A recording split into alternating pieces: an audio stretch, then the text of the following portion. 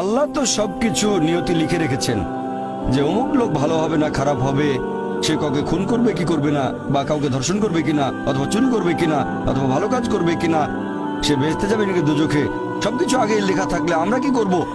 এখানে কার দোষ? যদি কাউকে খুন করি, আল্লাহ আমার কদরে লিখেছেন, আমি খুন করবো আর করে ফেললাম, এই দোষটা কার? দোষ তো আল্লাহ, তাহলে আমাকে দোজখে পাঠানো হবে কেন? আর এটা খুবই লজিক্যাল প্রশ্ন। এই প্রশ্নের উত্তরে বলবো, আমাদেরকে এই কদর বা নিয়তির ধারণা আগে বুঝতে হবে যে আল্লাহ সুবহানাহু ওয়া তাআলা আগে থেকে লিখে রেখেছেন একটা মানুষ কখন জন্মাবে, তারপরে সে কোন দেশে জন্মাবে, কখন মারা যাবে, কোন দেশে মারা যাবে। আল্লাহ পবিত্র কোরআনে বলেছেন সূরা ইসরা অধ্যায় 17 আয়াত নম্বর 14 যে যখন কোন শিশু জন্ম নেয় তার কর্মগুলো আমি তার গ্রীবালগ্ন করে দিই। একজন মানুষের ব্যাপারে আল্লাহ জানেন সে কি কি করবে, ভালো না খারাপ, সঠিক না বেঠিক, সে বেহেশতে যাবে নাকি দোজখে যাবে।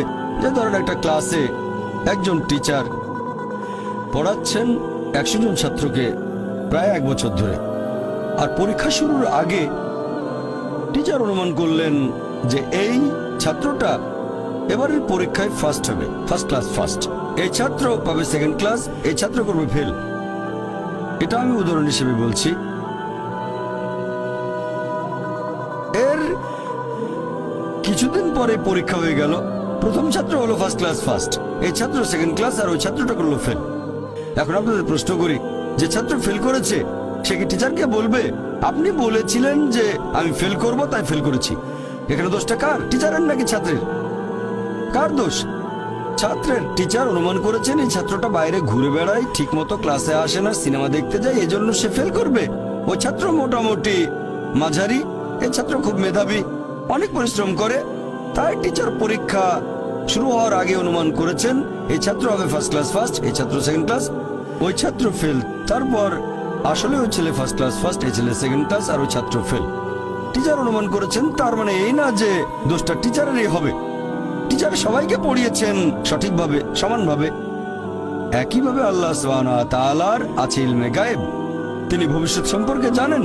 কিছু জিনিস ঠিক করা আছে যে এই লোকটা জন্মাবে অমুক দেশে, জন্মাবে অমুক দিনে, আর সে মারা যাবে অমুক দেশে অমুক তারিখে, ইত্যাদি ইত্যাদি। তার পরিবেশ ধনী হবে নাকি গরিব হবে, তবে পছন্দটা এখানে আপনার।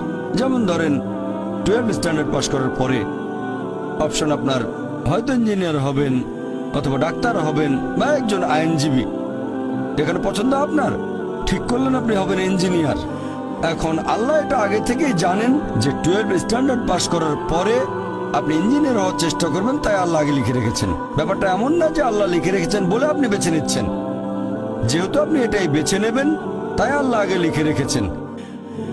এখানে পছন্দ আপনার, তবে আল্লাহ আপনার পছন্দ জানেন। যেমন ধরেন একটা রাস্তার মোড়ে আসলেন, সামনে 5টা রাস্তা, রোড নাম্বার 1 2 3 4 5, এখানে পছন্দ আপনার, বেছে নিতে পারেন রোড নাম্বার 1 2 3 4 5। আপনি গেলেন রোড 2-এ, এটা আগে থেকেই লেখা আছে আপনার নিয়তিতে যে আপনি যাবেন 2 নম্বর রোডে। ব্যাপারটা এমন না যে আল্লাহ লিখেছেন বলে আপনি করছেন, যেহেতু আপনি এটাই বেছে নেবেন তাই আল্লাহ আগে লিখে রেখেছেন। তাহলে পছন্দ আপনার। আপনি চাইলে টাকা উপার্জন করতে পারেন ভালো কাজের মাধ্যমে, হালাল উপায়ে, অথবা পারেন চুরি করে হারাম উপায়ে, পছন্দ আপনার। ধরেন চুরি করলেন, এটা আপনার সিদ্ধান্ত, তবে আল্লাহ আগে থেকে জানেন যে এই লোকটা সহজে টাকা পেতে চায় তাই চুরি করবে, তাই আল্লাহ আগে লিখে রেখেছেন যে এই লোকটা 25 বছর বয়সে চুরি করবে। এখানে দোষটা কার? দোষ আসলে আপনার, তবে আল্লাহর আছে ইলমে গায়েব, তাই তিনি আগেই লিখে রেখেছেন। সিদ্ধান্তটা আপনার। আল্লাহ তাআলা মানুষদের দিয়েছেন স্বাধীন ইচ্ছা, আপনি আল্লাহ তাআলাকে দোষ দিতে পারবেন না আপনার পাপের জন্য। যদি আপনি দোজখে যান, যাবেন আপনার পাপ কাজগুলোর জন্য, আর যদি বেহেশতে যান সেটার কারণ হবে আল্লাহ সুবহানাহু ওয়া তাআলার অসীম করুণা।